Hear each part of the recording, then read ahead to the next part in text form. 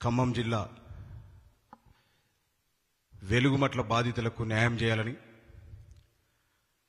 3 రోజుల నుంచి ఖమ్మంకెళ్ళి ఆ పేద వర్గాల తరఫున కూలగొట్టినటువంటి 700 కుటుంబాలకు అదే జాగలే మళ్ళీ ఇళ్ల స్థలాలు నిర్మించాలనే డిమాండ్తో వెళ్ళినటువంటి తెలంగాణ జాగృతి రాష్ట్ర అధ్యక్షురాలు శ్రీమతి కల్వకుంట్ల కవితక్క గారిని అన్యాయంగా, అక్రమంగా, అప్రజాస్వామికంగా ఒక మహిళా నాయకురాలని చూడకుండా, మహిళా పోలీసులు లేకుండా అరెస్ట్ చేసి పోలీస్ స్టేషన్లో రాత్రి 8 గంటల వరకు నిర్బంధించి 8 తర్వాత రిలీజ్ చేస్తే మళ్ళీ కూడా ఏ డిమాండ్తో అయితే పేదలకు న్యాయం చేసేంత వరకు అక్కడి నుంచి కదలనని ఒక చిత్తశుద్ధితో పోరాటం చేస్తున్నటువంటి కవితక్క గారిని మళ్ళీ అక్కడ అంబేద్కర్ భవన్కి వెళ్ళి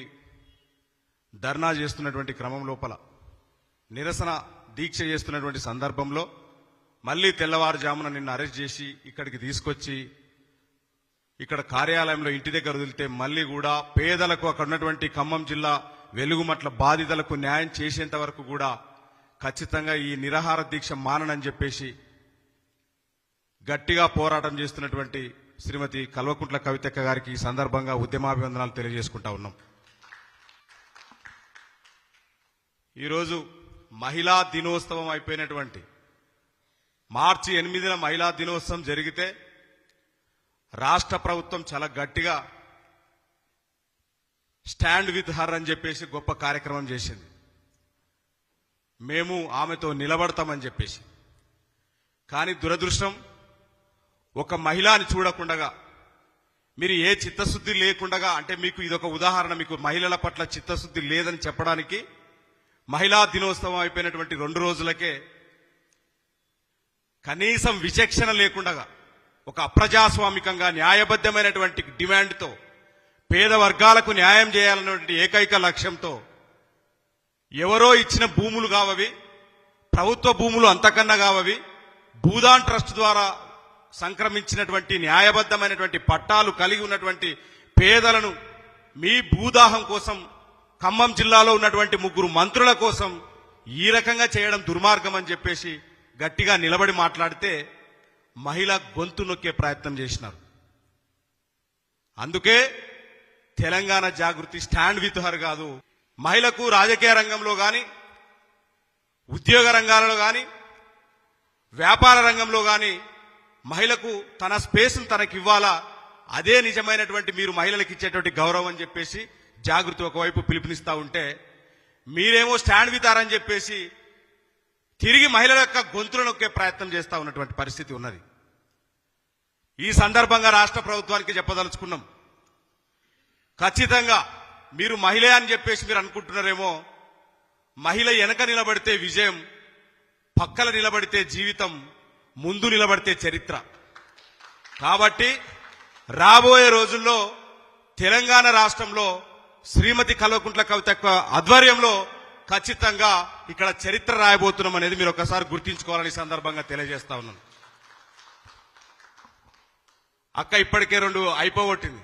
వెనక నిలబడి నాన్నకు విజయం ఇస్తే పక్కన నిలబడి బావకు విజయం ఇచ్చింది. ఇప్పుడు ముందు నిలబడి తెలంగాణలో చరిత్ర రాయడానికి సిద్ధమవుతా ఉన్నది. కాబట్టి ఇక్కడ ఉన్నటువంటి బడుగు బలహీన వర్గాలు, మహిళలు, విద్యార్థులు, యువత అందరూ కూడా తెలంగాణ రాష్ట్రంలో గత ప్రభుత్వంలో దోపిడీకి గురై, అన్యాయానికి గురై, అణిచివేతకు గురైతే ప్రస్తుతం ఉన్నటువంటి అధికారంలో ఉన్నటువంటి కాంగ్రెస్ ప్రభుత్వము గతంలో ఇదే వీటిపైననే ప్రశ్నించి అధికారంలోకి వచ్చిన తర్వాత అదే మొండి వైఖరి, అదే పంతాన్ని అనుసరిస్తున్న పరిస్థితి ఉన్నది కనుకనే ఒక ప్రత్యామ్నాయ వేదిక వైపు రాష్ట్ర ప్రజలందరూ కూడా ఎదురు చూస్తున్నటువంటి సందర్భంలో ఈరోజు తెలంగాణ జాగృతి అనేది అట్టడుగు వర్గాలకు, మహిళలకు, యువతకు, మహిళలకు అందరికీ కూడా ఒక ఆశా ద్వీపంలా కనిపిస్తున్నటువంటి పరిస్థితి కనిపిస్తా ఉన్నది. మొదటి నుంచి కూడా శ్రీమతి కల్వకుంట్ల కవితక్క గారు అనేక సామాజిక ఉద్యమాలు చేస్తూ, అనేక పోరాటాలు చేస్తూ, విద్యార్థి సమస్యల గురించి మాట్లాడుతూ, మహిళల గురించి మాట్లాడుతూ, కార్మికుల గురించి మాట్లాడుతూ, ఈ రాష్ట్రంలో ఉన్నటువంటి సామాజిక తెలంగాణ ఆవశ్యకత గురించి మాట్లాడుతూ అనేక విషయాల లోపల ముందుండి తెలంగాణ రాష్ట్రంలో ఒక ప్రశ్నించే గొంతుగా ఉన్నటువంటి పరిస్థితి కనిపిస్తా ఉన్నది. మరొక వైపేమో అనేక కల్లబొల్లి మాటలు చెప్పి అధికారం లేకొచ్చినటువంటి ఈ కాంగ్రెస్ ప్రభుత్వము ఏదైతే మాటలు ఇచ్చిందో, ఏవైతే హామీలు ఇచ్చిందో ఆ హామీలను అమలు చేయకుండా మళ్ళీ ఆ హామీలను అమలు చేయాలని నిగ్గదీసి అడుగుతున్నటువంటి కవితక్క గారిని ఈ రకంగా అరెస్ట్ చేయడం, ఈ రకంగా అణిచివేయడం దుర్మార్గమైనటువంటి చర్య. ఈరోజు మీరు అందరూ చూస్తా ఉన్నారు. మొన్నటి నుంచి కూడా జిల్లాల వ్యాప్తంగా మద్దతు పెరుగుతా ఉన్నది. ఇప్పుడు కూడా అనేక జిల్లాల నుంచి పెద్ద ఎత్తున తరలి వస్తా ఉన్నారు. రాష్ట్ర ప్రభుత్వం స్పందించి మీరు గనక వెంటనే ఆ బాధితులకు న్యాయం చేయకపోతే ఖచ్చితంగా ఈ ఉద్యమాన్ని ఉధృతం చేస్తామే తప్ప దీన్ని తక్కువ చేసే ప్రసక్తి లేదని సందర్భంగా తెలియజేస్తా ఉన్నాం. ఆయా సంఘాలు, ఆయా బీసీ సంఘాలు, ఆయా సామాజిక సంఘాలు, జిల్లాలో ఉన్నటువంటి సామాన్యులు, అనేక రంగాల వాళ్ళు కూడా పెద్ద ఎత్తున మద్దతు తెలపడానికి వస్తా ఉన్నారు. ఖచ్చితంగా ఈ పోరాటం అయితే వెనుదిరిగే ప్రసక్తి లేదు. ఖచ్చితంగా రాష్ట్ర ప్రభుత్వము అక్కడ కూలగొట్టినటువంటి పేదల ఇల్లు ఏదైతే కూలగొట్టినారో ఆ కూలగొట్టినటువంటి జాగలనే ఖచ్చితంగా పేదలకు అక్కడనే ఇల్లు నిర్మించేంత వరకు ఈ పోరాటం ఆగదు. మరొక వైపు రాష్ట్ర ప్రభుత్వం తప్పించుకునే ప్రయత్నం చేస్తా ఉన్నది. 30 ఎకరాలలో ఇండ్లను కూలగొట్టి మరో 30 ఎకరాల లోపల అక్రమంగా అక్కడ ఉన్నటువంటి పెద్దలు ఆక్రమించుకొని ఉన్న 30 ఎకరాలలో కూడా పేదలుంటే కూడా అది కూడా సహించుకోలేక ఆ 30 ఎకరాలలో ఇళ్లను కూలగొట్టి కేవలం 100 గజాలు ఇస్తాం, 200 మందికి ఇస్తాం, 300 మందికి ఇస్తాం, లేకుంటే 75 గజాలు ఇస్తాం అని చెప్పేసి టోకెన్ ఇస్తూ ఒక కొత్త డ్రామాకు తెరలేపుతున్నారు. మేమేం డిమాండ్ చేస్తున్నామంటే మీరందరూ కూడా లీగల్ గా ఉన్న వాళ్ళు అక్కడ ఇల్లీగల్ గా ఉన్నవారు కొంతమంది అని చెప్తా ఉన్నారు. కాబట్టి అసలు ఇల్లీగల్ గా ఎట్లా వచ్చినారు చాలా స్పష్టంగా చట్టం చెప్తా ఉన్నది. 10 సంవత్సరాలకు మించి అక్కడ ఒక స్థిర నివాసం ఏర్పరచుకొని ఉంటే వాళ్ళని ఖాళీ చేసేటువంటి హక్కు లేదని ఒకవైపు మీరు తెచ్చిన చట్టాల్లోనే చెప్తా ఉంటే 12 సంవత్సరాల నుంచి అక్కడ స్థిర నివాసం ఏర్పాటు చేసుకుని జీవనం సాగిస్తున్నటువంటి ఆ పేదల పట్ల కనికరము లేకుండా కనీసం అనేక లక్షల కోట్లు ఖర్చు పెడుతూ మేము ఇండ్లు కట్టిస్తున్నాము, లేకుంటే పేదల వర్గాల పట్ల ఉన్నామని చెప్పేసి పెద్దగా ప్రగల్భాలు పలుకుతున్నటువంటి రేవంత్ రెడ్డి గారికి దీనికి సమాధానం చెప్పాలా? ఒక్క 30 ఎకరాల లోపల కేవలం 30 ఎకరాలు మీకు తక్కువ పన్నాయా? 700 కుటుంబాలను వారి యొక్క ఉసురు మీరు ఎందుకు పోసుకుంటున్నారు? 700 కుటుంబాల పేద కుటుంబాలను ఎందుకు వాళ్ళని రోడ్డున వేసినటువంటి పరిస్థితి కనిపిస్తా ఉన్నది. ఒకసారి ఆలోచన చేయాల్సినటువంటి సందర్భం ఇది. పైకి మాత్రం అనేక మాటలు చెప్తున్నారు, పెద్దలకు అండగా నిలబడుతున్నారు.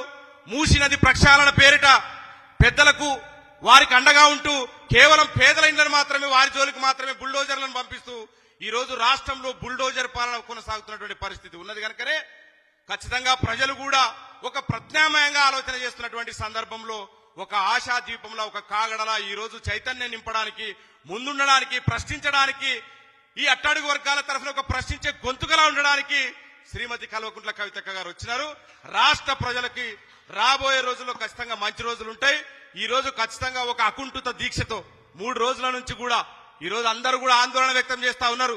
జిల్లాల వారీగా అనేక మంది జాగృతి సేనలే కాకుండా ఆయా బీసీ, ఎస్సీ, ఎస్టీ, మైనార్టీ సంఘాలు కూడా పెద్ద ఎత్తున ఆందోళన వ్యక్తం చేస్తా ఉన్నాయి. ఒకవేళ గనక ఏమైనా గనక జరిగితే మూడో రోజు కావస్తా ఉన్నది.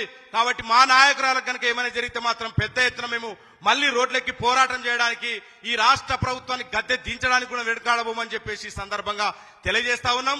ఇప్పటికే అన్ని జిల్లాల నుంచి కూడా పెద్ద ఎత్తున రాబోతా ఉన్నారు.